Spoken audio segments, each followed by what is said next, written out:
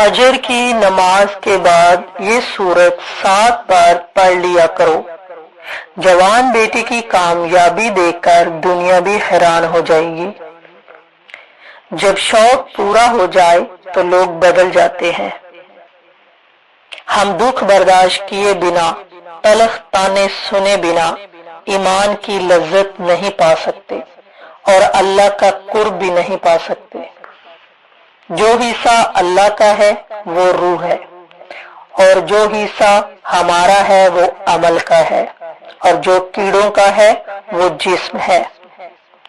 دوسروں کے عیبوں پر پردہ رکھنا سیکھو، نہیں تو یہ وقت تم پہ بھی آ سکتا ہے۔ صبر میں تکلیف لازمی ہے، مگر اس کا انجام بہت خوبصورت ہے۔ صرف اللہ ہی سب جانتا ہے، کس کی نیت کو بھی اور دکھاوے کو بھی۔ ہر انسان کو آئینے کی ضرورت ہوتی ہے کہ وہ جان سکے کہ میں بھی غلطی کا شکار ہوں۔ امید کا دامن کبھی مت چھوڑو، معجزے بھی مشکلوں میں ہوتے ہیں۔ یہی کوشش کریں کہ آپ کے الفاظ کسی کی خاموشی توڑیں، دل نہیں توڑیں۔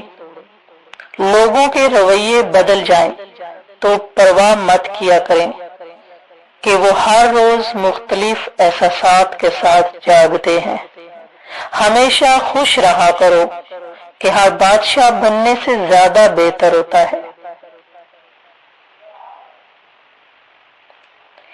ہر رکاوٹ میں بہتری لازمی ہوتی ہے، اور یہ آپ سے بہتر کوئی نہیں جانتا۔ خود کے سکون کے لیے یہ چیزیں کم کر دو، الفاظ، امید اور لوگ۔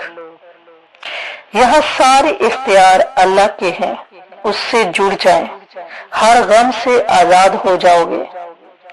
دنیا میں عجیب رواج ہے، نکاح سے پہلے شکل اور نکاح کے بعد سیرت کی تلاش ہوتی ہے۔ اگر تم اپنی قسمت پہ خوش ہو تو سمجھ لو تم حقیقت میں خود ہو۔ بے زبانوں سے بھی ہمدردی کیا کرو کہ یہ بنا الفاظ کے دعائیں دیتے ہیں۔ ان لوگوں کی زندگی میں مت داخل ہو جو تمہیں اس وقت میسر ہوں جب انہیں کوئی اور میسر نہیں۔ یہاں ہمیں ایک دوسرے سے دور کرنے والی چیزیں روپیہ اور زبان ہے۔ کبھی بھی وقت ایک جیسا نہیں رہتا کہ دن سنورتے ہیں، بگڑتے ہیں اور گزر بھی جاتے ہیں۔ ہم سب یہاں ایک قیدی جیسے ہیں کہ کوئی خواہشات کا تو کوئی خواب کا۔ ہر چیز نصیب سے نہیں آتی، کچھ کے لیے دعائیں بھی کرنا ضروری ہے۔ کبھی کسی سے توقع مت رکھا کرو کہ یہ ہمیشہ ٹھوکروں کی زد میں ہوتا ہے۔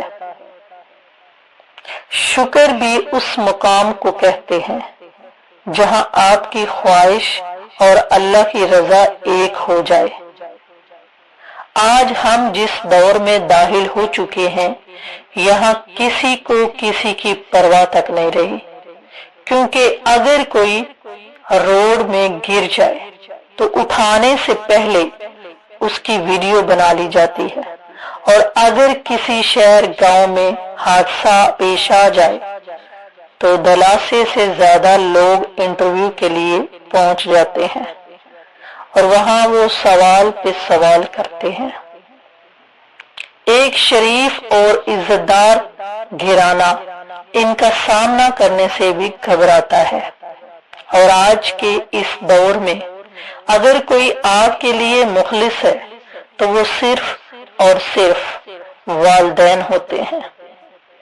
دنیا کسی لالچ کی بنا کسی مقصد کے اولاد کی ہر خوشی کو پورا کرنے میں ان کی دیکھ بھال کرتے ہیں، اور ایسی کوشش کرتے ہیں کہ ان کی زندگی کامیاب ہو جائے۔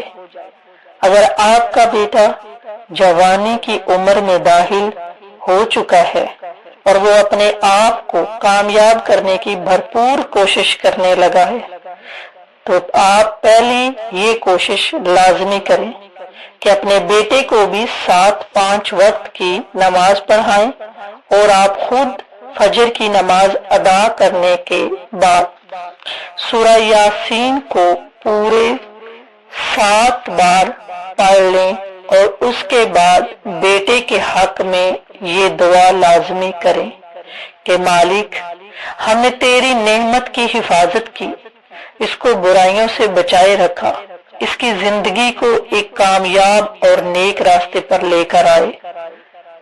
ہماری بس اتنی التجا ہے کہ اس کی زندگی کو ایسا کامیاب بنا دے کہ یہ دنیا کے برے کاموں، برے لوگوں سے بہت دور ہو جائے۔